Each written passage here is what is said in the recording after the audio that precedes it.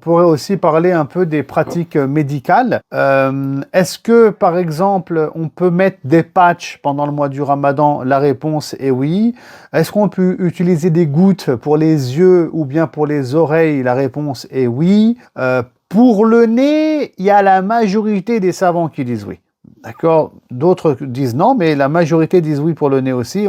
Donc, à mon sens, hein, voilà, il n'y a pas de problème non plus.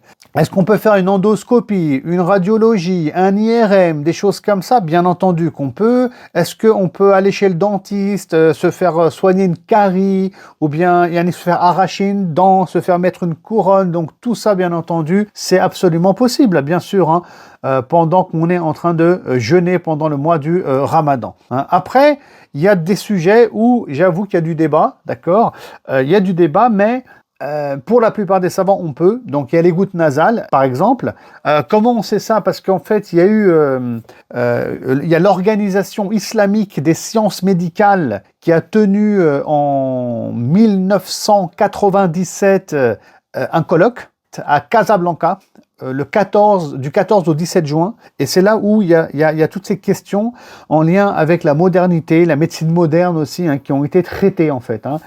Qu'est-ce qu'on peut faire, qu'est-ce qu'on ne peut pas faire dans le domaine du droit musulman, qu'est-ce qui viendrait casser le jeûne ou pas. Hein. Il y avait certains sujets, écoutez, effectivement, qui posaient, où il y avait des débats. Bon, il y avait le cas de la fibroscopie, voilà, la fibroscopie hein, de l'estomac, d'accord, surtout quand elle est accompagnée de liquide en fait. Hein. Vous savez, c'est comme les endoscopies par exemple. Hein.